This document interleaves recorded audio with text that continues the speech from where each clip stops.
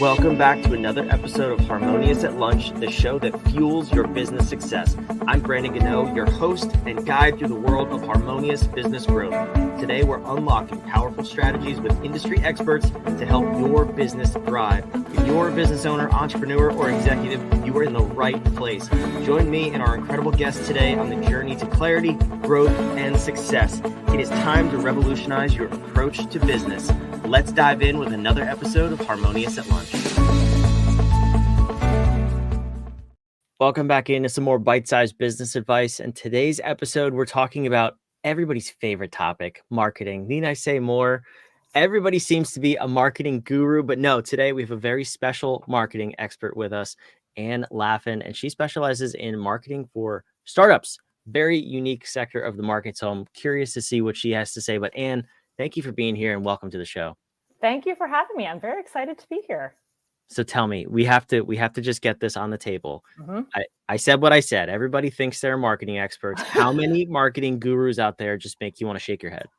A lot of them, but it's not usually the actual marketing gurus. It's the people in companies that think they're marketing gurus that are. It's painful. I won't lie. There are times that it really is truly painful. Everyone's got a social media account. Everybody's got an aunt or uncle or somebody that thinks you should be doing something. Like it gets messy. Yes, always fun and amazing to hear everybody's tips. So let's try not to do that today. I know you're not going to do that. No. But hey, we're going to make fun of those people a little bit. Yes. Sounds Let's good. tell people how to market the right way. I'm curious though. So marketing is obviously very broad. There's a million things you could fit underneath that. What prompted you to specialize in marketing specifically for startups? So, I mean, I've been in the marketing industry for over 20 years at this point, which is scary. That snuck up really fast. But the last 7 or so have been spent in the startup space. And startups provide a very unique challenge. It's very fast paced. It's pretty sloppy. There's a lot of room for creativity. You know, like it's kind of like in the very early days of a company, everything is being birthed, right? The brand, the messaging, the strategy, the tactics. So if you like to get messy, get your hands dirty and really get in and shape something, you can do that with an early stage company. It's crazy, but it's fun. Yeah. So what was your, like the first taste of that? Because it sounds like you weren't doing that for more than the last 7 years or so. So what was the first one like? And what was that aha moment to say, no, this is it. This is where I need to spend my time. So I was the head of marketing at a early stage financial planning software. I was employee number 6. And at the time, there were 6 of us in this like old IT closet in a very large corporate building. We were all sitting in one room, and it was super collaborative. And I had just left this other job where I literally had a corner office to this like IT closet. And I don't know, there was something about that energy of like, there were days that I was like, why did I do this? But the longer I was there, the more I loved just like it was the collaboration. It was seeing everybody's wins because you could literally see the whole team in the room. And, it was so fast paced, and it was just so nice to, like I kind of said earlier, be able to shape something. I found that very appealing. And I have a little bit of adrenaline junkie in me. So I think that the risk reward factor was big, and I just loved it. And, I was there for 3 years and decided that when I left there, it was time for me to jump into starting my own business. And I just wanted to work with startups and do this for other companies. So that was the first taste of it. That's interesting to me, because after 3 years, did some of that adrenaline wear off and become monotony, and that's why you left? Yeah. It's very interesting watching the phases of a company. And that's why now I still only work with early stage companies. So what I'm talking about there is like pre-seed, seed, series A, when they're still pretty small and kind of like, I'm going to keep saying a mess, which is probably insulting to some, but a lot of times there are a lot of messes then because you have to move fast. As a company gets bigger, right, has more process in place, has more customers, has more of the answers, of course, some of that newness has to wear off. And the things that were put together with paper clips and bubble gum now have to be put together with steel and nuts and bolts, right? You have to so it is very different as the company starts to get into that next phase of growth. It's not, for me, it's not as exciting anymore. It's not quite as fun. There's still some magic there to be had, but it's those early days that I find most appealing. Yeah, I can understand that. It's interesting to see how you went through that journey personally. So back on the marketing and messaging side for startups, it is messy. I mean, there's no way around that, right? Like it's you compared it to birthing a baby. I don't know if you specifically said birthing a baby, but you did birthing. I did say birthing. Okay. So if for the audience members who have never been around that, it's messy and it's chaotic, and we're not going to describe it in detail. You can go look it up on YouTube. Please don't. Yeah. But it's true. I mean, you are trying to build a company, and in many cases, a true startup has the goal of doing many millions, if not billions or more in revenue. So to go from nothing to that is a massive leap. What are you even doing when you come in to help these companies with their marketing? You have got to lay a foundation. Even, like if you don't build any stability early on, kind of going back to that bubblegum and paperclip idea, at some point the house will fall over. At some point it breaks. So I start with messaging because I truly believe that you could have the best strategy, or you could have 1 million channels that you're marketing in, but if the messaging is falling flat and doesn't speak to your audience, no one will care. It is not going to resonate. So I start there.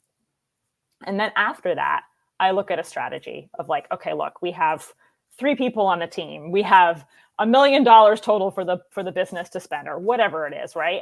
I look at resources and I say, what can we do that's going to make an impact the fastest with the resources that we have? And so, frequently that turns into content, turns into social, it turns into thought leadership with your founder, but it's key that you have some kind of tangible, bite-sized plan. Love that, because that's really applicable here, that you can get into place and move quickly and measure quickly. Yeah, which is speed is everything in that world. I'm curious about the messaging piece. You mentioned that first, and how are you putting messages out, testing them? Because I assume that's part of the process too, is that quick testing and iteration on that. What does that process look like for you? So, I mean, I start with I don't know if you've heard of Simon Sinek, but the whole start with why. I am a firm believer that the why is actually what does set your company apart. So I like having a strong why message at the foundation. Obviously, you need to clarify what and who and how and all of those things. And we need to have very clear statements that everyone is bought in on and agreed upon.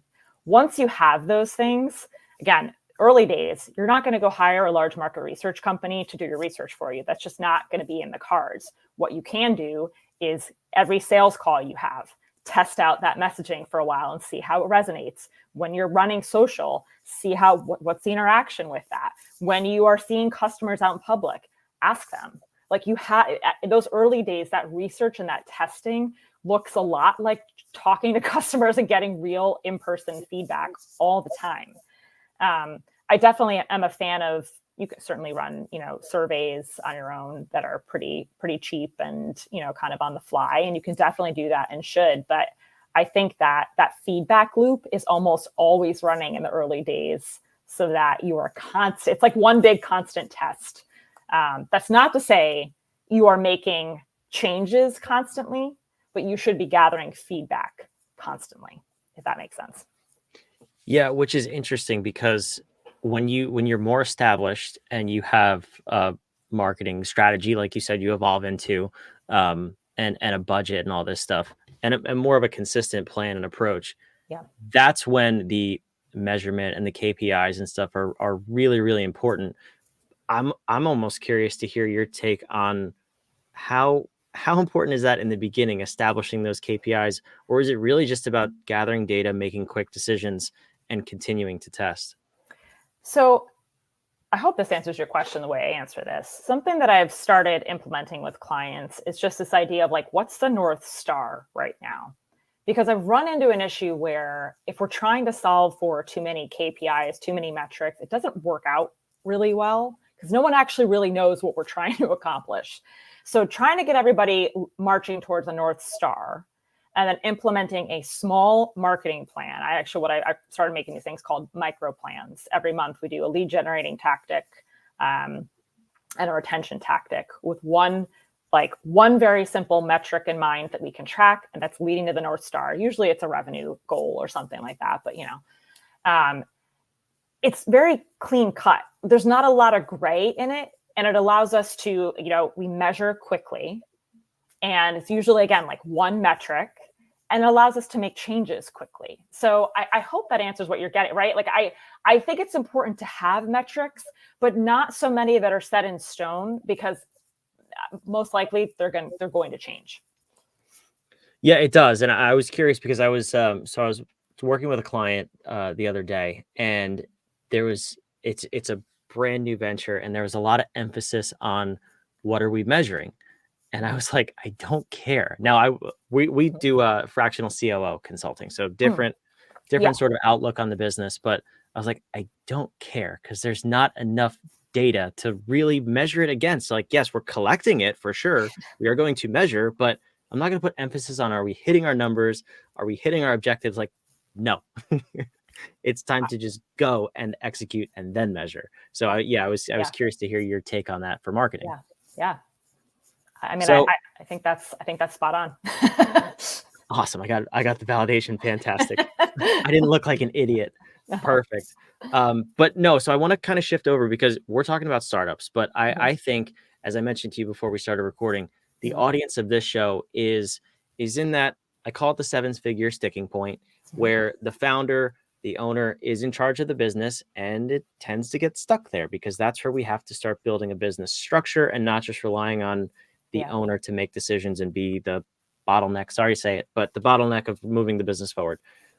How much of this applies to that sort of scenario where, maybe you've been in this rut for, could be months, could be years, could be decades. What would you do in that scenario going into that business? Would you approach it the same way for an established business? Yeah. I mean, because there's a lot of similarities there, just with founders of early stage companies often are very tied to that business. And they were often the one that was only doing all the things, wearing all the hats. It's their baby, and they can't get out of their own way.